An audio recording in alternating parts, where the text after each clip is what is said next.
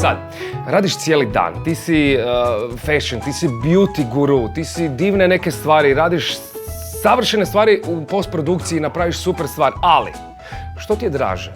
Kad napraviš super fotku ili kad nakon cijelog tog dana dođeš doma i počastiš se jednim dobrim, masnim, finim, sočnim ćevapima? Pa čuj. Ili, moraš izabrat. Znači, ispala si super na fotki, sve si pripremila, ili ispadneš kao ovo je okej, ali sad si idemo pustit. Mislim da je dobra kombinacija. Da. Znači, jedan dan jedno, drugi dan drugo, ali najbolja je kombinacija u smislu da isti dan odradim jedno i onda se počastim. Ja nisam nekako pazi što jede. Okej.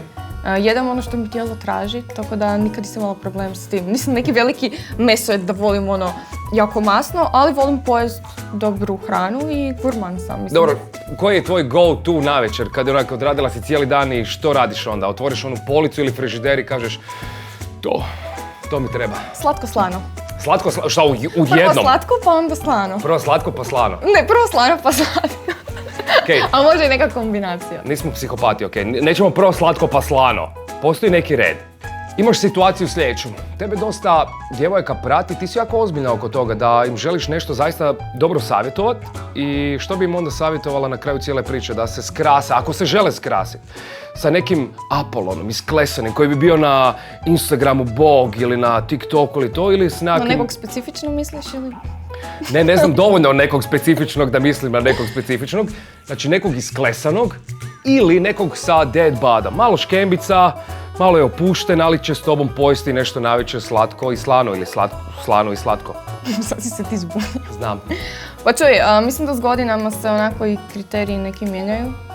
I da s godinama, možda u nekim ranijim godinama mi nije bilo bitno ništa osim izgleda ili mi je naglasak bio na izgledu, a s godinama nekako želiš neke druge stvari koje prevladavaju u odnosu. Okej. Tako da sve manje je taj fizički izgled bitan, a neke druge stvari su bitnije.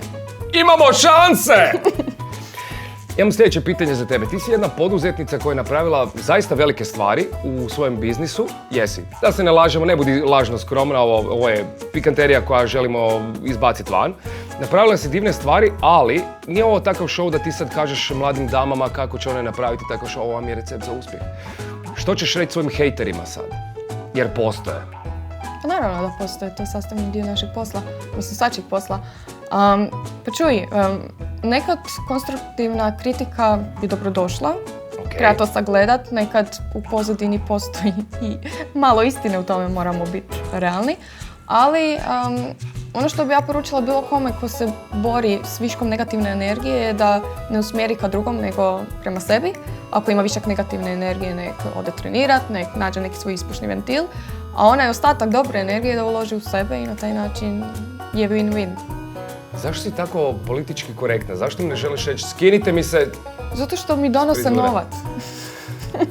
Ovo je najiskreniji odgovor koji sam dobio u cijelom danu. Da, to je to. Pa to je tako. To je biznis. Nema no hard feelings, to je posao. E sad, kao si već toliko racionalna, jesi li racionalna oko svoje pasice Doli koja ima 1000 followera više nego ja, ali dobro, nećemo sad o tome jer Ona ima više dlake. Jesi li sigurna? Ali nema veze. Nisam toliko sladak, sve okej, neka ima više followera.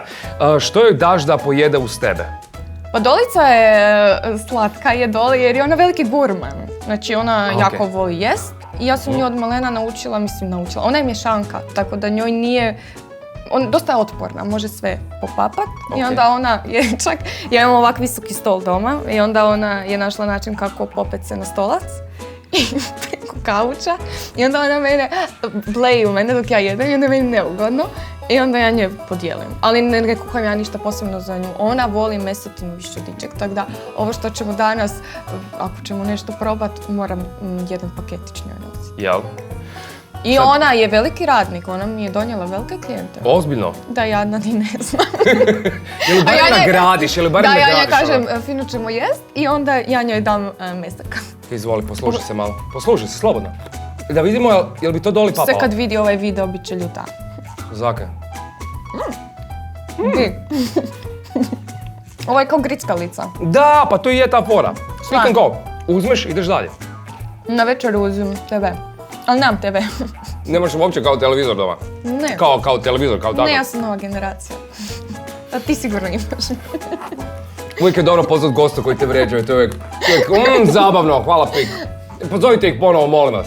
Ok, vrijeme za par brzo poteznih, dok papamo, može? Ok. Bijeli Mercedes ili bijeli Lamborghini? Bijeli Mercedes imam, tako da Lamborghini ću imat. Imat ćeš. Zašto je Lamborghini tolika ljubav? Pa nije ljubav, ali je neki prirodan level up. A, ok. I zato bi to trebalo onda... Pa eventualno jednom u budućnosti, ali ne u Zagrebu, jer ceste nisu prilagođene. Da, baš to htio reći, kao zašto imaš Lamborghini u Zagrebu? Hoću s njim na javni parking. Pisanje u medijima ili da mediji pišu o tebi? A ja sam kreativka, ja volim pisati, volim imat kontrolu, tako da apsolutno pisanje u medijima. Da li je to u nekom, bilo kakvom obliku, može samo da nisam ja ta koja je ranjiva i eksponirana, a da ja nemam utjecaj na to. Tu bih cijelu emisiju mogli napraviti oko toga, ali dobro, psihijatri se plaćaju pa ne želim sada ulaziti u te teme. Been there, done that. Been there, done that, ono, brate, u redu je. Ovako, idemo dalje. Zagreb ili Dubaj? Živjela sam u Dubaju i nažalost predugo da ga dobro upoznam, tako da kod kuće je najljepše. Crown Hall ili Get Ready With Me?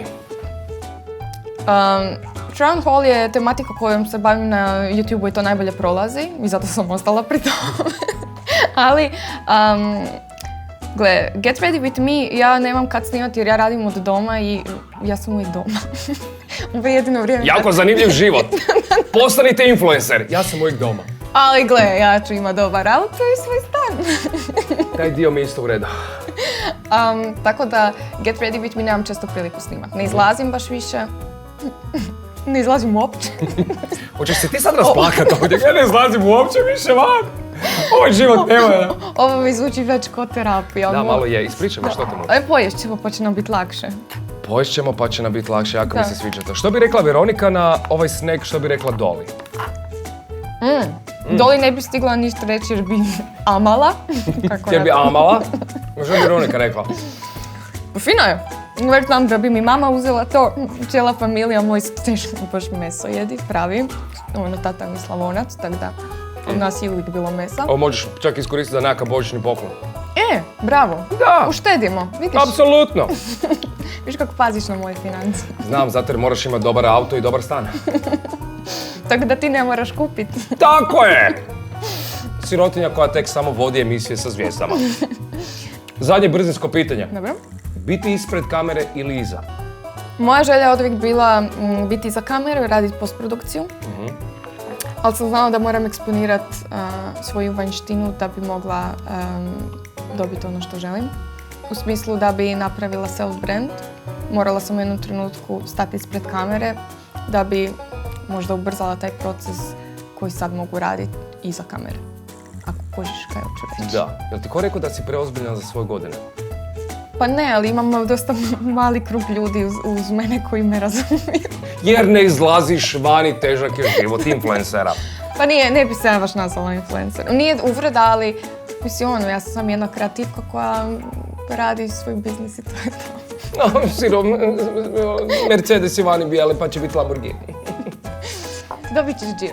Hvala, to sam samo htio danas.